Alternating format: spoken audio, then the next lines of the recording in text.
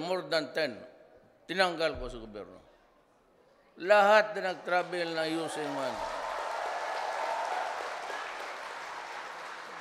Yung nilagay ko, pati yung hindi ko nilagay. What made you think that itong perang Pilipinas iyo? So, now I have this instruction. Walang travel. Before you go, except the kind of foreign secretary, and but others, clear it with me. Gusto kong malaman na paano mo gastusin yung kwarta. You know, hindi ako nag-ano. I flew in commercial lang. Sumakay lang kami ng commercial plane. Dito. You know, you spend about 5 million a day. Yung Iprano kasi magpaparking yan. Hindi yan alis maghihintay. So if you stay here 3 days, that's how many millions a day. Whether sakyan mag-isa ako o punuin ko, ganun rin ang bayad ko. So mas mabuti dito sa commercial para mahulog, marami tayo.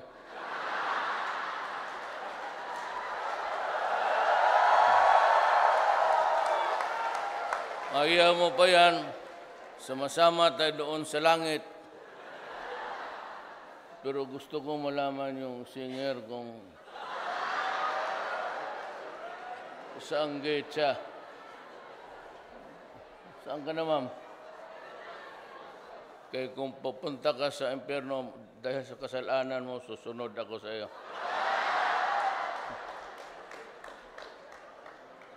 Then we have the Science and Technology Secretary Fortunato de la Peña, Tiboy.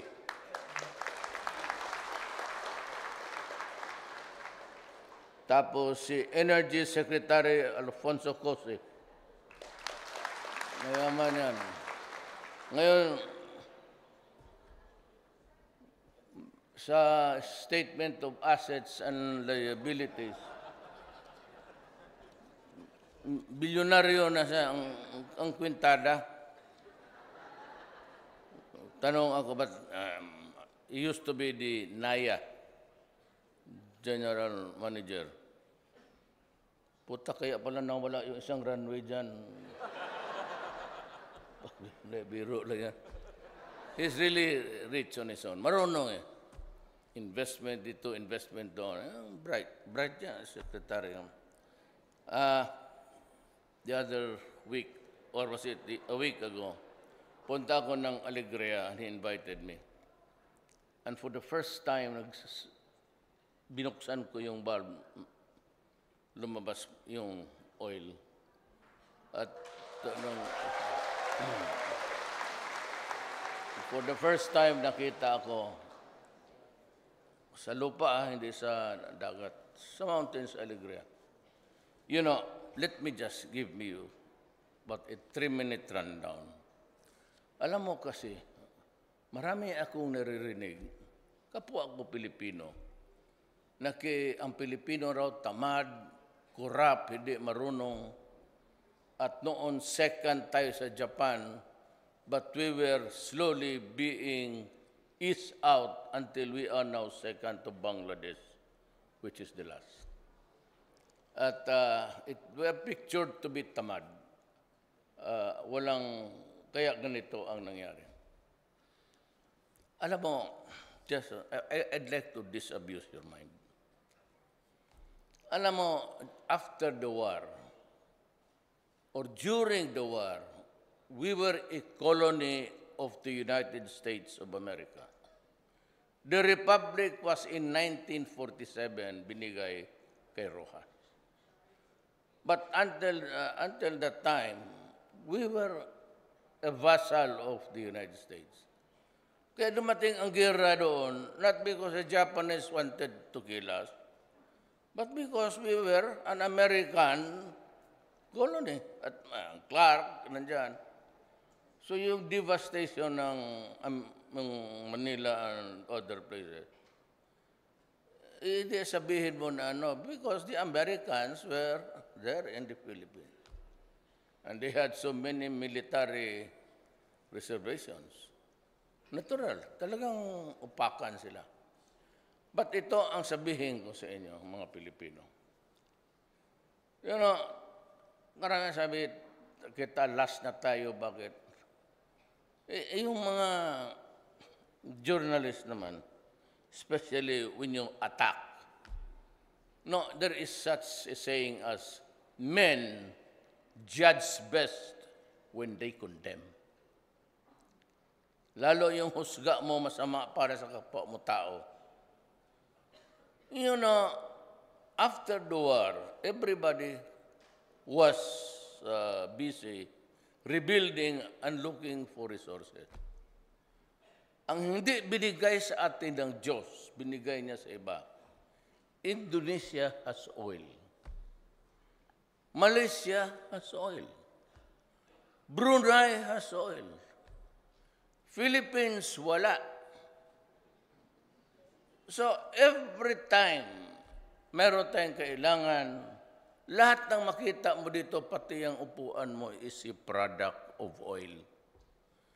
Ang oil is yung power plant, tapos yung distribution. Lahat ito, tinitindigan mo dumaan ng lathe machine or whether modern or the old-fashioned one. Dadaan niya ng makina. Ang makina is run by oil. Wala talaga tayong magawa. Meron sa Alegria, and I hope it would be a big, what's inside, we can never tell.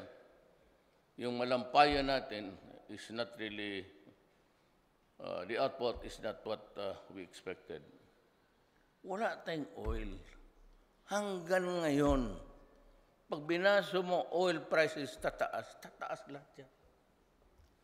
Pamasahe, train, they're all products of oil. Magtingin ka kung anong pati sapatos mo. Makina to yung anong nagpapaandar ng makina? Oil. Pag plug mo yan, galing yan ng planta, umaandar yung grade, it's using oil. Kaya ngayon pag magtaas, tataas yung inflation, especially na nag-increase ako ng salaries, yung military pati police double. Tapos again, yung mga teachers, malalaki na ang sweldo nila. Inuuna ko yung tao. So ang ito namang military pati police, because pag nabas nila is their life. Tayo maglabas tayo, magtrabaho din, we are expected to come home intact. But ang police, pati military, when go out of the camp, wala talaga. Wala lang. Either buhay sila or patay. So inuna ko, and because of the problems of drug. Now when I was boarding the plane, yung mga tabloids doon, si Ping Lacson was almost shouting about the involvement of the police. Nakita ba ninyo yung Uno? Nasa Netflix, side by side with Dope. Pareho talaga. Same. At itong mga military, ako na naman ang binibira yung mga pulis. Yun. Well, kasali na yan, but it's a complete story. How panoorin niyo yung Uno. Uno pati yung Dope. Diyan ninyo makita. Sa Amerika, harap-harapan. Anak na. And we are still experiencing it, but this time, some policemen, pero kunti masyadong military, at kaya mga sundalo lang. Itong Pilipinas dumaan ng mga police general. Kaya, sabi ko, sige lang.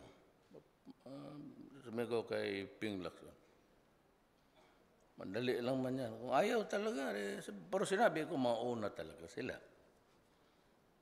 At maraming pulis na matay na. Hindi ko